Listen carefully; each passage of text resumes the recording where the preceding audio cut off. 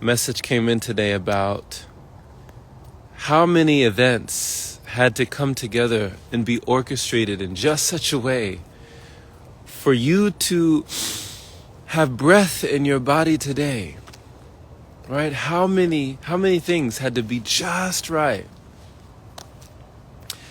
You know, I remember my mom telling me stories about her childhood, and it was very hard for her to be open and to admit, you know, both of my parents are retired military.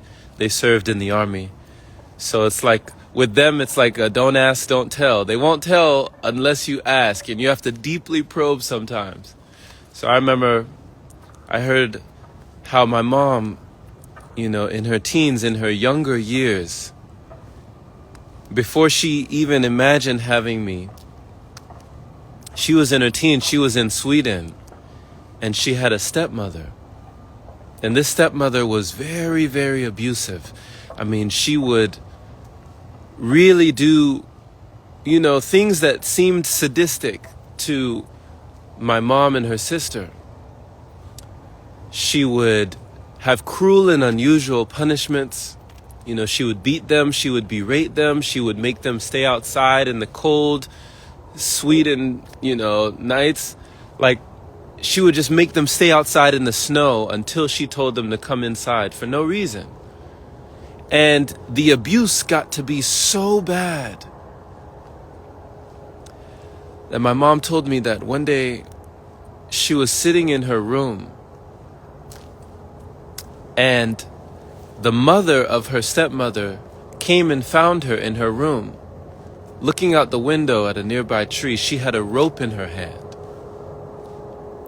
My mom was sitting down on a chair with a rope in her hand, contemplating,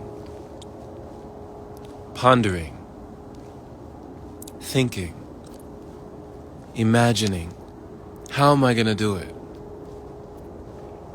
How am I going to get it done? She was about to end it all. She was ready. She had gotten to the point and a place in her mind where she was done.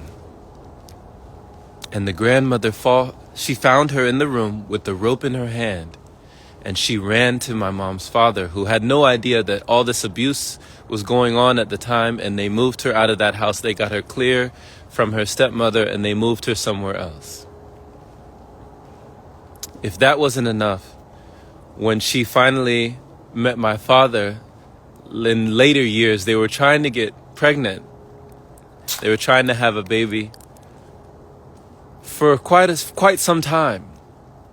And they were just on the verge of giving up. They had been trying for 3 years. No baby. Can you imagine that? Month after month go by, no baby.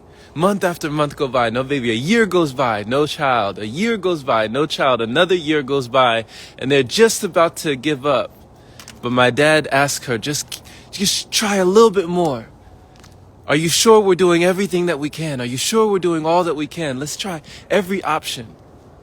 So they went to the doctors, and the doctors found out that she had some variant of polycystic ovary. She had a variant, a polycystic variant on her ovaries, which meant that there were little cysts on her ovaries preventing regular ovulation.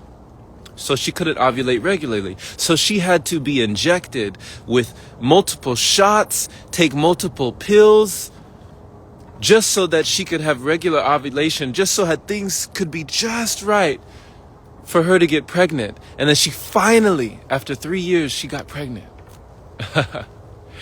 If that wasn't enough, before my time was about to be due, before I was about to be due to be born, the doctors turned her over on her side, and they were just checking her, and then they looked at the readings and they saw that the baby's heart rate, my heart rate, was so low, drastically low. It had dropped, plummeted for some odd reason, and they had to rush her into the operating room. They had to rush her into the emergency room for a crash C-section. She had to have an emergency C-section just to have me. In that moment, I was about to be gone. If that wasn't enough, when I was just a month old in Germany, because I was born in Germany, she had me in the back seat of the car. She was driving down this road, and I wasn't strapped in properly at the time. But she might have been in a rush. She might have been in a hurry. Who knows? But in Germany, they have these trolleys that go down the road. And, you know, they go down the intersection, these trolleys, these little trains. And somehow, I don't know if she wasn't looking or she might have been just distracted at the time, but we got hit by one of those trolleys. And this huge object, this metal button on the trolley, hit the car, slammed into the car, but it was just right. It slammed it at the hinge, the metal bar between the two glasses, between the front and the back seat. And it hit us in such a way that if it were an inch to the left or an inch to the right, the circumstance would have been different. The car careened. We got hit 90 degrees onto an embankment. The glass was shattered everywhere. People were running to the car. They were running to her window. She was screaming, frantically screaming at the top of her lungs, "Get my baby, somebody find my baby. Where's my baby? Somebody get my baby, get my baby." They're like, "Ma'am, are you okay? Are you okay? Are you all right?" She said, "Get my baby." She's yelling, "Get my baby." Finally, somebody looks in the back seat, and there I am. Somehow, against all odds, I had flopped out of my little car seat, and I was on the ground next to all the glass in the back seat on the floor, and I was just sleeping. I slept through the accident. Why do I tell you this? Because if any of those circumstances went differently, her almost ending her life, her almost never getting pregnant, her almost losing me in the operating room, her almost losing me when I was 1 month old. This video doesn't exist. Do you realize that? I don't exist. Do you realize that? Any of those circumstances going a little bit different, I don't exist. I'm not here. So a lot of us, we're looking for a miracle when you are the miracle.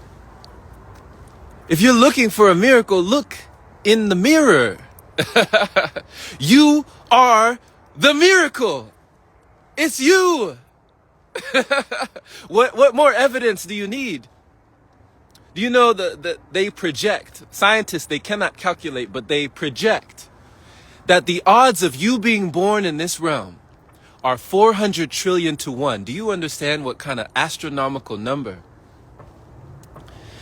You know, the odds of winning the Powerball, right? Winning the Mega Millions lottery ticket, the odds are very slim. But the odds of you being born are even more slim. It's more likely that you would hit big on the lottery than you are to be born in this realm. It is more likely to be struck by lightning than you are to be born in this realm. Do you realize that? You are the miracle. The odds of your parents meeting each other, their parents meeting each other, their parents meeting each other, their parents meeting each other, all the circumstances that had to be orchestrated just right for you to exist.